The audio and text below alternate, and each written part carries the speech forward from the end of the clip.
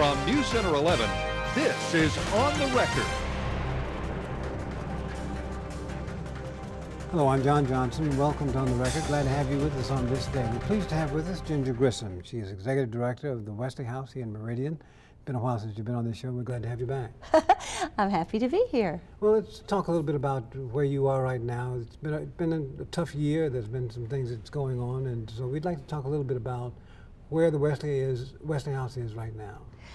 Wesley House is a mission first, and because of that, we are doing very well. Our statistics year to date are already surpassing what we did the entire year of 2013. As you know, we went through a Secretary of State audit, and I have been really excited about it before they came, and even presently I am, with the understanding that an audit is something that happens to every business, every nonprofit, sooner or later. And I felt pretty good about Wesley House, and I wasn't mistaken in doing so. They came through, they found several areas. I believe there were 7 that they wanted us to work on. We did. And we came through without a hitch. There was some misconception, actually some verbiage that had to be changed before I signed the final closeout, and that was pertaining to money that I had taken from the general fund, the donations and that, and that was incorrect. Actually, it was changed and corrected at the end, and it was a credit card. And everything was paid back promptly and out of my own salary. So at this point in time, it is done, and you can move it's done. on. It's finished, and it's wonderful in that now we have policies in place that we didn't before. And frankly, beforehand, we had lots of wonderful policies that we had been working on just the year before, then when the Secretary of State came along, they did exactly what they were supposed to do. And we really enjoyed them, actually. They helped us to move forward. We have our inventory numbered and accounted for.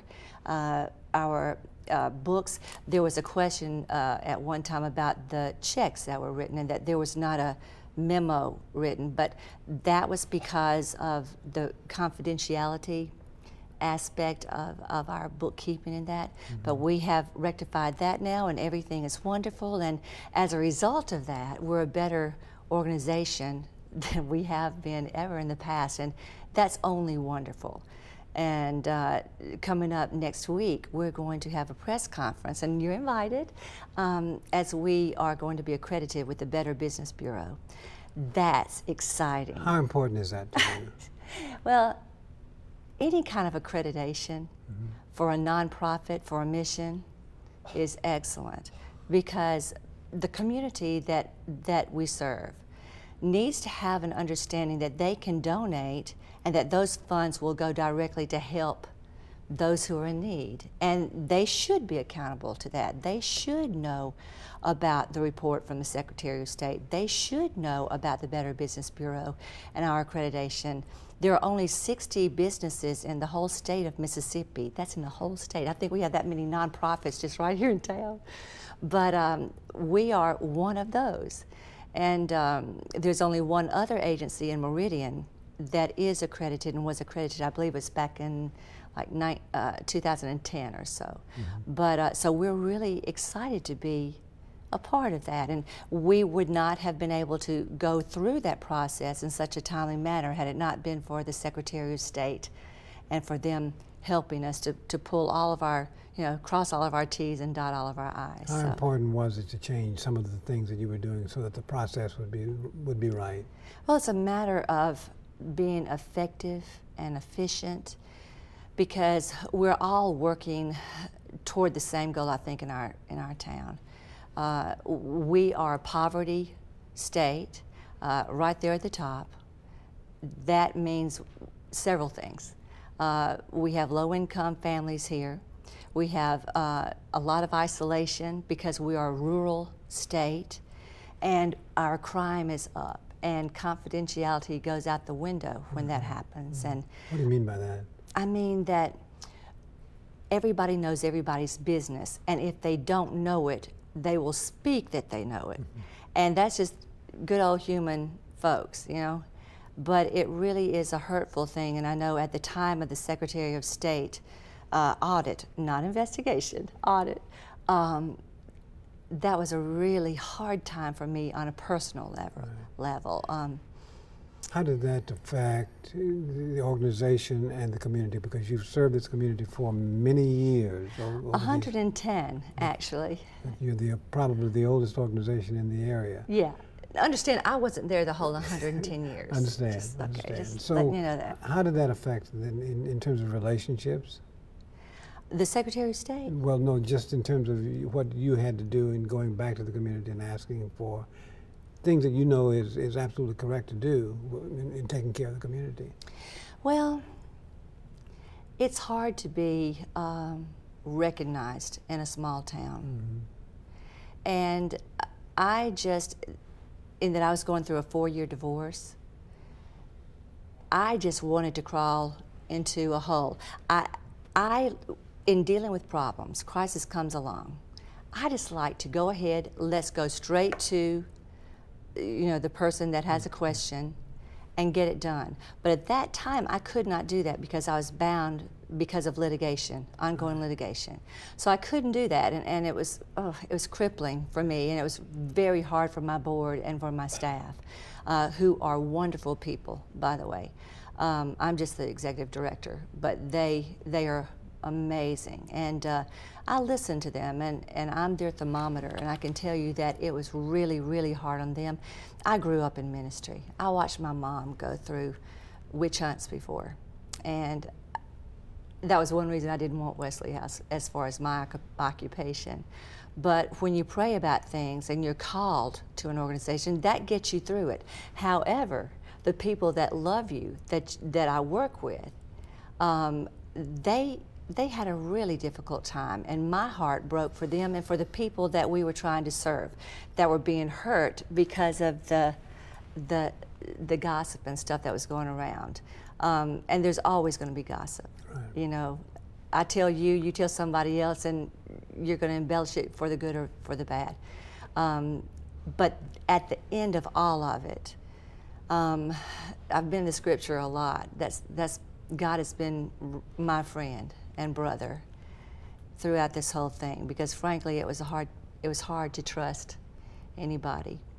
So I clung to him, and the word that I got was just to stay focused on the mission of Wesley House, on the people that need the help, and that way God still wins. It's really not about me. The whole thing is really about the people that we serve. And the difference in Wesley House and so many other businesses is that people come to us for help, but they leave with Christ. Let's take a break. Okay. When we come back, let's talk about your vision moving from here and moving into the next year. What you'd like to see for this community, what you'd like to see for Wesley House. We'll be back in just a moment. Stay with us.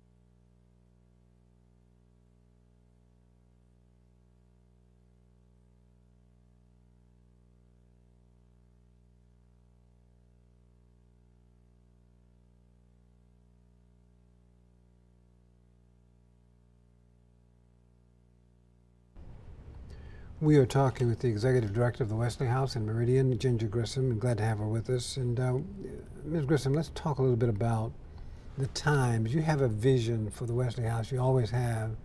What's your vision now during what has become even tougher times now? Crime is up, as you said at the very beginning. Yes. There are needs in this and other communities. Yes.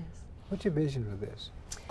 Well, first of all, we're a mission, and I've said that before, but that helps set the pace for everything. So the other thing that I really love about working at Wesley House, and I see it's moving us forward, is the fact that we know that we can't do it all by ourselves. So therefore, we do a lot of networking. You know, I don't know if you know this or not, but we're serving 24 counties in the state of Mississippi and a couple of other counties in Alabama. But the reason for that is because the need is so vast. And it really speaks to the fact that Wesley House is doing it right when it comes to serving victims of crime, whether it's domestic violence, child abuse, sexual assault, human trafficking. And this is something that we work together with all the partner agencies, that being law enforcement, social services, child protection agencies, everybody that touches the life of a victim. They are on this team that we work with. And we are running 5 teams throughout the state of Mississippi now, 5. And so that being the case, a family justice model was perfect for Wesley House. And we've been working on it now for 2 years. It usually takes up to about 10. We see the end in sight. We have added a courtroom. Judge Young is working with us on that. We have everything all set and squared away except for placing the teleconferencing material, technology in that. And the reason for that is, and the whole premise of having a family justice center is that any victim of crime can come to Wesley House. They will come in that front door. Nobody will know what in the world they're there for, and receive everything that they need under that one roof.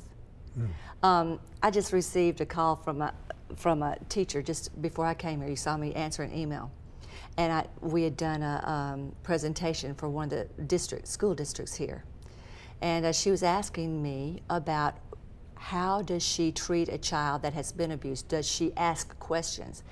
And I'd spoken to them in that, look, listen, call the proper authorities, Department of Human Services or law enforcement, let them do the investigation. You don't have to call and with a surefire knowledge that something's going on. That way, when they bring them to Wesley House, to the Child Advocacy Center, and we do the forensic interview, the child has not told her story or his story, and it's fresh, and they let everything out on the table at that point in front of the whole entire team who's waiting in the monitoring room. So that way, it's less victimization for the victim, and it's really a tight case for those that are having to carry it forward to the grand jury and to go on through the judicial system. It's great for the family. So that's why we're pushing so hard for a family justice center. And we have many, many partners throughout this area. We've included the city government, city council, the board of supervisors, every hospital. We work with everybody that touches the life of victims everywhere. And as a result, in the light of all the crime that is going on, Wesley House is stepping to the forefront to be a part of the solution. Because when criminals learn that a community is backing the good and fighting crime together and taking these cases forward and prosecuting, they will think twice about coming to Meridian, Mississippi. It's only when we present a face of division, a house divided will fall. So somebody asked me the other day, well, you know, what do you think about the present administration? I said, I think they're swell. I thought the last one was swell. Whoever is in office, that's who I'm going to work with. That's who we're called to work with. I prayerfully cast my vote just like everybody else. I have my favorites just like everybody else. But when we cast our ballots and we have an administration, we need to back them. Not agree with everything they do, but be a part of the solution rather than to tear apart, because it tears all of us apart. The Family Justice Center is one of those solid institutions that will help give confidence to our communities. And it will be the first one in the state. Now understand, I hope it's not the last. Wesley House does not have a spirit of exclusiveness at all. We are inclusive. We want everybody, every county to have one if we possibly can. But let us go forward with this and get behind it, because it's going to bless everybody here. We'll take a break and we'll be right back. Stay with us.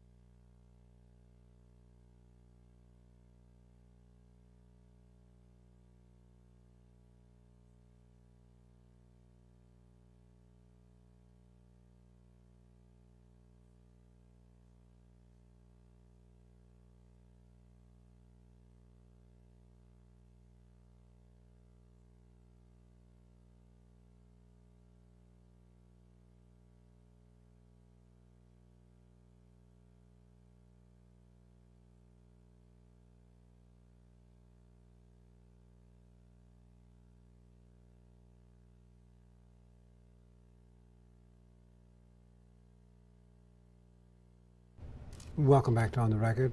We are talking Wesley House, and let's talk a little bit about finances. You got to get some. You got to raise money. That's always a constant in your field, and especially as we went through last year, there was one agency that dropped you, decided they were not going to support you, at least at this point. The United Way. Right. What happened with that, and how do you overcome that? Well, I'm not really sure. I heard about it through a directors meeting I'd sent some staff to, and they addressed the elephant in the room, to quote them. Yeah. So we were dropped. No one has spoken to me about it. They had some questions of a personal nature that they had wanted me to answer, and I didn't feel comfortable with it, and my board supported me in that. So the Secretary of State has cleared us. We're accredited by the Better Business Bureau. That should be enough. That's pretty good. But I want you to know, though, that we do approve. We work with all of the agencies of the United Way, and we are not here to trash anybody. I believe in the concept of the United Way, and I love all of the United Way agencies. We love them. In fact, they love us too. The United Way sends us referrals weekly, and we get them from pretty much every organization in this town weekly, and that's great. And I'm so glad that they come here, because we get to help them with their physical needs. But then the great thing about Wesley House is, as a mission, it's not enough to deal with just the right now. It's important to look at what they have. Somebody that is hungry is not going to listen to anybody talk to them about how to pull themselves up by their bootstraps. They're in crisis mode. So what we do is we get to know the heart, we get to know what's going on in the family. There's no pressure, there's no judgment, and then we feed them or whatever it is that they need, and then we work with them on a holistic approach, so that we can affect not just them, but their family members as well, their community. You'd be surprised how many people are affected by just one person. Right. So that is really exciting. But as a result of not being a part of the United Way, we don't have that backing and that funding. So that has been hard for us. But in truth, the economy is hurting all across. Donations are down all throughout the state of Mississippi and our nation. Grants that once were thriving are drying up now, especially the ones that are dealing with abuse. And so now, at this time, where there's so much talk about abuse and about how it's wrong, now all of the money is beginning to dry up. So we're having to depend upon donations. And John, I can tell you, I go into places all the time, and the first thing out of my mouth is, hey, how are y'all? I'm here to tell you about Wesley House. I'm not going to ask for your money. I just want to tell you about what's going on. But I want to encourage you to give somewhere. And that's the same thing I'm asking today. You know, everybody, if we could all give a little bit, Wesley House needs help tremendously. Last year, we served 117,000 plus services at the end of the year. This year, however, we have already surpassed that number of people, that number of services, and the holidays are in front of us. So it's a little eerie. We're depending on God, but we've got to open our mouth. And it's like I told the board yesterday, everybody can do something. There is no small donation at all. We need volunteer time. We need financial backing. We always need prayer. And we're really looking forward to see what God does with this situation because, you know, in our weakness, God is strong. We'll take a break, and in our final segment, talk a little bit about Christmas season's coming up and some of the things that you may need and may need to do. Be back in just a moment. Okay. Stay with us. Thank you.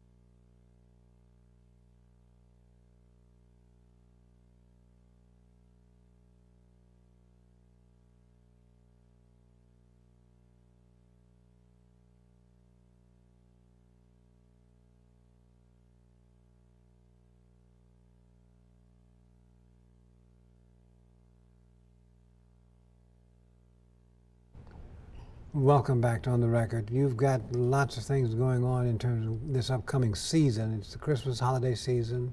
What do you expect there? Miracles. Yeah. I think when I think about the holiday season, I think first of all of the foster care children. And every year, I mentioned all the counties that we serve.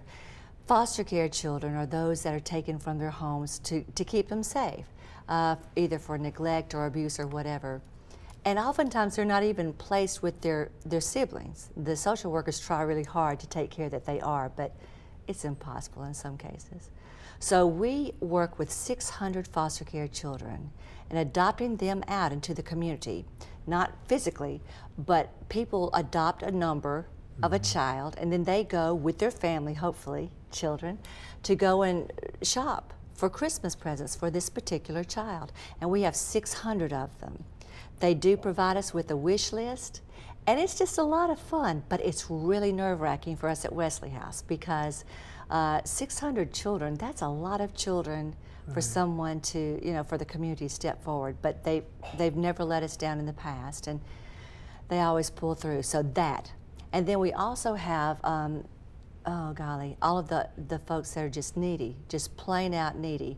And they come in different sizes and packages.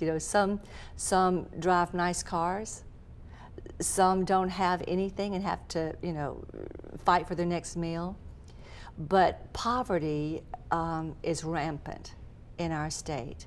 And a lady the other day, I was taking her applications. I do that quite a bit. I like to stay in touch. And I was asking her as I was filling out some of the paperwork, I said, well, do you have a car? And everything just kind of stopped.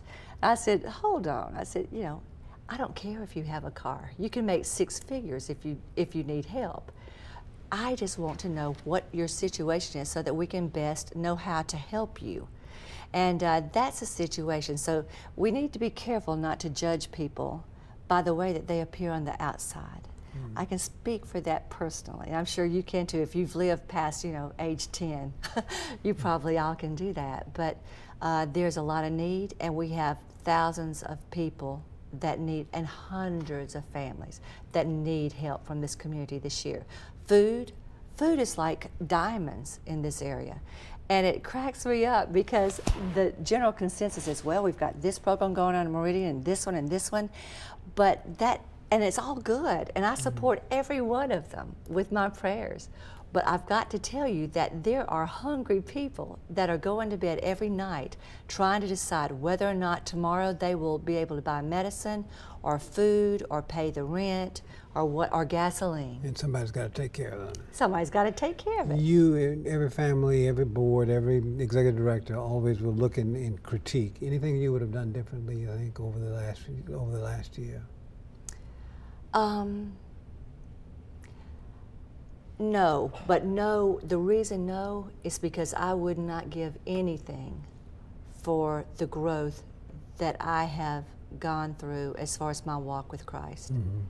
I have learned so much. I'm not perfect. I have never been perfect and never purported to be, but my heart has always been for others, and it will remain that, and I am not bitter, and I praise God for that. We thank you for coming by and talking with us, and we hope it's a good season for you.